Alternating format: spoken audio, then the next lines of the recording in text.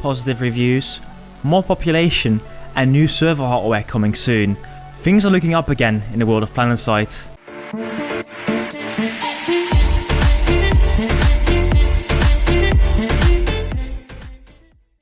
Hello and welcome, ladies and gentlemen, welcome back to the channel. I am Fable1, your host as usual, and today we're going to talk about some positivity in the game. Some people say that Planetside 2 in its core has died already a long time ago, but well, what is that may never die? I do though also want to mention some negative sides because there are things that are still wrong with the game, are wrong with the community, or are wrong in general.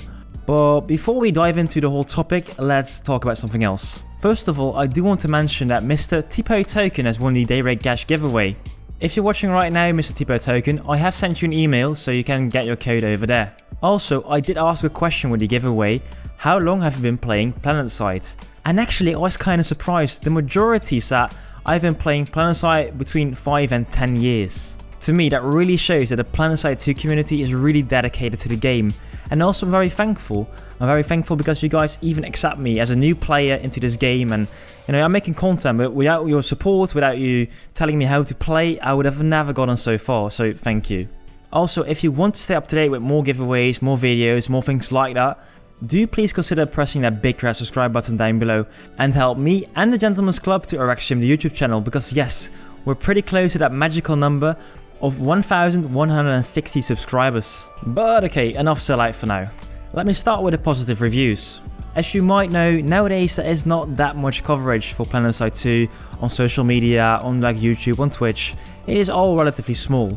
However, every now and then a YouTuber decides to look at Planetside 2. What is it, and is it still holding up in 2019, 2018, 2017, 2016, whatever. 2 years ago, Mandalore Gaming decided to do a review about Planetside 2. And in general, it had a very negative outlook on Planetside 2.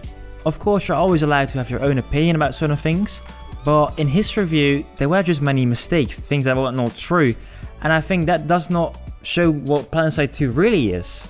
I'm not going to dive into the details of what's wrong about the video because Serious Gaming already did that. I will put a link in the top right corner to that video if you want to see more what is wrong with the Mandalore Gaming review. But okay, that video by Mandalore Gaming has almost 1 million views, and it is putting off so many different gamers. Even in 2019, if you're looking for Planetside 2, the chances are pretty high you will find Mandalore Gaming. But he was not the only one. Another YouTuber called Level Cap Gaming also reviewed the game after many years. Level Cap Gaming made less mistakes in his story, but also in his video he was rather negative. Almost 700,000 people saw that video by Level Cap Gaming, and yeah, that puts off players really. However, that was in 2018. Let's fast forward into 2019, and yes, we have a new revisit by Level Cap Gaming. In his latest video about Planetside 2, he is a lot more positive. He does mention that, for example, animations feel clunky sometimes and the game can feel old. For example, the graphics don't always look as stunning as, for example, Battlefield nowadays. But he says in general he's having fun, the game feels smooth, the game runs good, and all in all, he's just very positive about the game. He posted a video like 1 week ago, but already 300,000 people almost have seen it. And that's not the only thing. If you look in the comments under the video, you also see a lot of very positive things about the game. I played this game, it felt so much fun, and I'm gonna revisit it, gonna re-download, and actually a lot of people did that. We saw a big population spike during the last few days. I do think that positive reviews like these have a big impact on the player population. And in a game that's all about massive scale and without any NPCs, it is so important to have that high population. We have to be realistic though, it is not going to fix everything.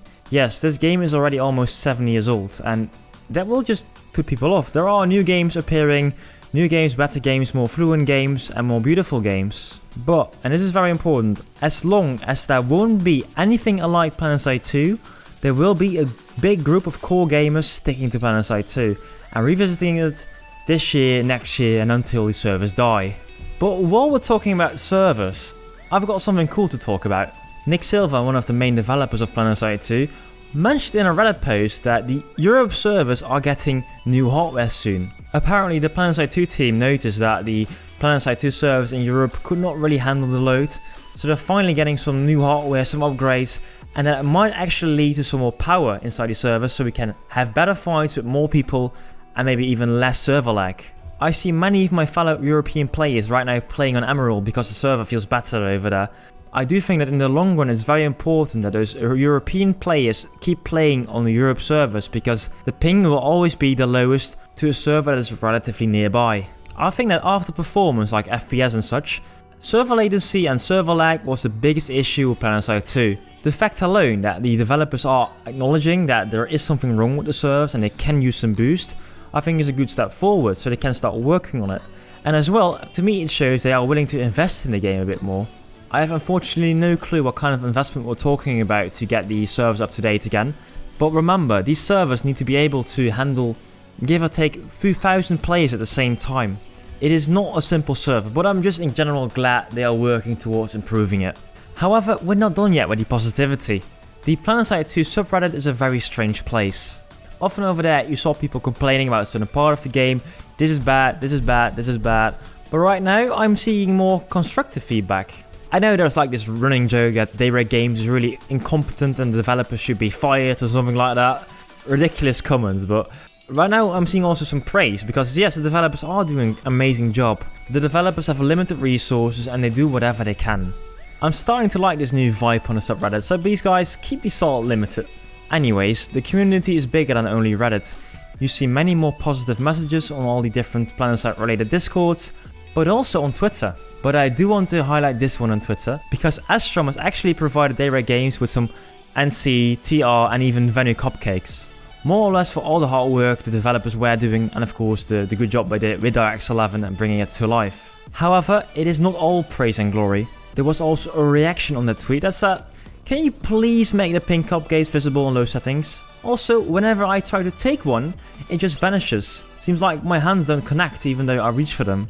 It is of course a joke, but it has a serious undertone. Right now there are still many bugs, for example that you can't see infiltrators on low settings, and these things just need to get fixed. If I'm correct, this bug was already visible on the PTS, and I think it would have been a lot better, there would have been less community outcry if it would have been fixed before it was pushed to life. Some people are really asking, they took so much time getting Auraxis 11 ready for Planetside 2, so why do you push this update in a rush to life? It's a legitimate question, but I don't have the answers for it. Also, Daybreak Games is not solely online entertainment anymore.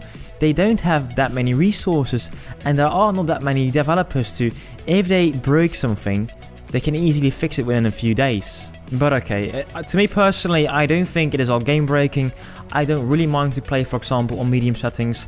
I don't really mind the spawn system not working right now, and I don't really mind that the Spitfire turrets, for example, are just insane. What did frustrate me a lot though was the server lag during prime time. Whereas it probably doesn't matter for new players if they can't spawn beacons or if they can't see infiltrators on low settings, they do really notice the server lag. Planetside 2 may still look pretty decent, especially in ultra settings, but once you see that these servers are just not performing, the game feels so cheap and it's not worth your time, is it? But okay, well, the server issues are right now fixed. I think it was a software issue, but also they are working on better hardware, so I am actually pretty excited for that. But well, those players that started playing during the time the servers were really performing very bad, those players are lost forever. But okay, I think we need to accept that, and of course you can't test server performance on the test server because, well, on the test server there are not that many players playing normally. And if there are many players playing because of a test event or something like that, well, then the test servers just die on you.